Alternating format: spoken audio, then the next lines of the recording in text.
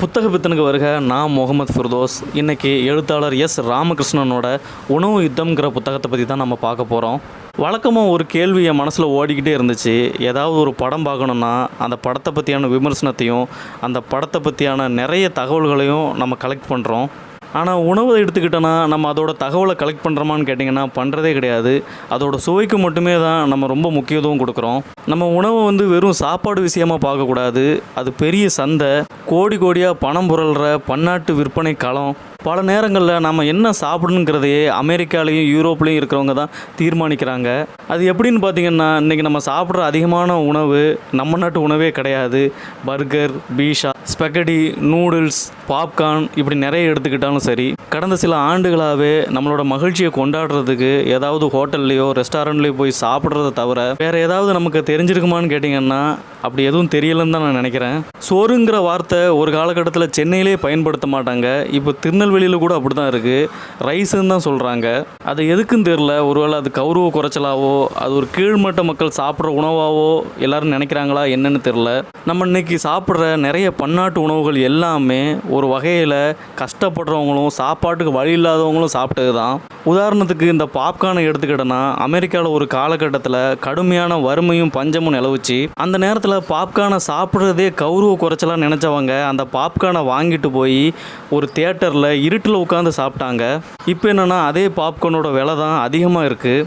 அதே மாதிரி இன்றைக்கி எல்லாருமே ஓட்ஸ் சாப்பிட்றாங்க. அது மருத்துவ குணம் நிறைஞ்சதுன்னு சொல்கிறாங்க. ஆனால் இந்த புத்தகத்தில் வேறு மாதிரி சொல்லப்பட்டிருக்கு.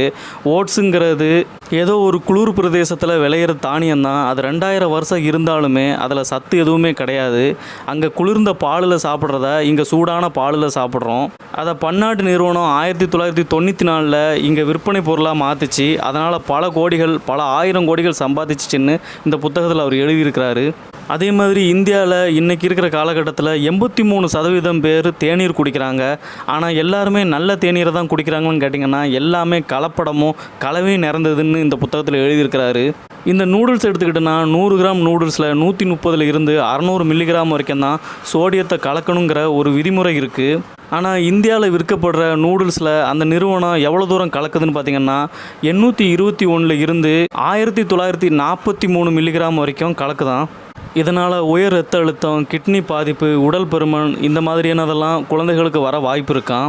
ஒரு குளிர்பானம் 50 ரூபாய்க்கு விற்கப்படுதுன்னா அதோட தயாரிப்பு, விநியோக செலவு எல்லாத்தையும் சேர்த்தா கூட 5 ரூபாயில இருந்து 7 ரூபா வரைக்கும் தான் வரும்.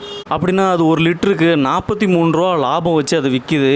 இதோட பெரும்பாலான தொகை ஆண்டுக்கு 300 கோடி விளம்பரத்துக்கே செலவிடப்படுது. அப்புறமா இந்த ஐஸ்கிரீமை எடுத்துக்கிட்டாலும் அதை க்ரீம்னு சொல்லக்கூடாது, ஃப்ரோசன் டெசர்ட், உரைய வச்ச ஒரு இனிப்புன்னு தான் சொல்லலாம். அதில் அதிகமான வண்ணங்களையும் செயற்கை சுவையூட்டியும் சேர்க்குறாங்களாம். இதனால் நிறைய பாதிப்புகள் குழந்தைகளுக்கு ஏற்பட வாய்ப்பு இருக்கான்.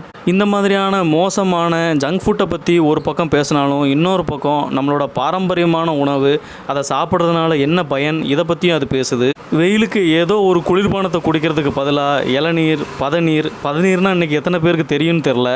அதாவது கிராமப்புறம் திருநெல்வேலி மாவட்டத்தில் உள்ளவங்களுக்கு தான் தெரியும். சென்னையில் உள்ளவங்களுக்கு தெரியுமாங்கிறதே தெரில. மோர், கரும்பு சாறு இந்த மாதிரியானதை குடிக்கலாம். அதே மாதிரி காய்கறி எடுத்துக்கிட்டாலும் கீரை, முருங்கைக்காய் இந்த மாதிரியான காய்கறிகள்லாம் விலை மலிவாகவும் கிடைக்கிது. அதோட ஆரோக்கியமாகவும் உள்ளது. கீரைலாம் பார்த்தோன்னா தெருவாக விற்றுட்டு வருவாங்க. அதில் அவ்வளோ மகத்துவம் இருக்கும், மருத்துவ குணம் இருக்கும். ஆனால் நம்ம அந்த லெவலுக்கு அதை கவனிக்க மாட்டோம். இட்லி, இடியாப்பத்தையும் நம்ம சொல்லி ஆகணும். ரெண்டுமே அவிச்சு சாப்பிட்றது, அதில் எந்த வகையான எண்ணெயும் இல்லாமல் இருக்குது. இந்த மாதிரியான உணவுகள்லாம் காலையிலையும் இரவுலையும் சாப்பிட்றது ரொம்ப நல்லது.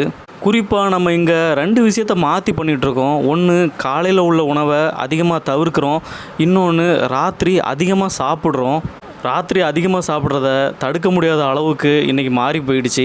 ஆனால் காலையில் உள்ள உணவை கண்டிப்பாக சாப்பிட்டே ஆகணும். காலை உணவை தவிர்க்கிறது நம்மளோட உடல் நலத்துக்கு மட்டும்தான் நம்ம கேடுன்னு நினச்சிட்ருக்கோம். அது அப்படி கிடையாது.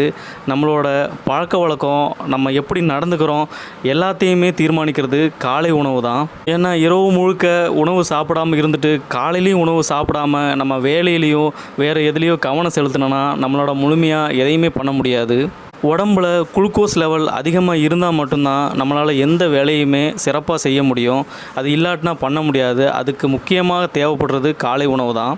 இந்த புத்தகத்தில் முக்கியமாக என்னதெல்லாம் பேசப்பட்டிருக்குன்னு பார்த்திங்கன்னா, பன்னாட்டு நிறுவனத்தோட உணவு அரசியல், அதுக்கப்புறம் இங்கே உள்ள உணவு மாற்றங்கள், அதனால் ஏற்படுற விளைவுகள், நம்ம பாரம்பரிய உணவை எதுக்கு சாப்பிடணும், அதனால் வர நல்ல ஆரோக்கியமான வாழ்க்கை, இதெல்லாம் பற்றி தான் அவர் ரொம்ப விலாவரியாக பேசுகிறாரு. இதை நான் ஆழமாகவும் சொல்ல முடியாது, ஏன்னா அவ்வளோ அரசியல் இருக்குது. அவ்வளோ விஷயங்களையும் நான் பேசணுன்னா இது ஏதோ நான் என்னோடய சொந்த கருத்தை தெரிவிக்கிற மாதிரி ஆயிரும். அதனால் இந்த புத்தகத்தை நீங்கள் கண்டிப்பாக வாங்கி வாசிக்கணும். அப்புறம் வேறு ஒரு நல்ல ஒரு காணொளியில் சந்திக்கிறேன். உங்களிடமிருந்து விடைபெறுகிறேன். நன்றி.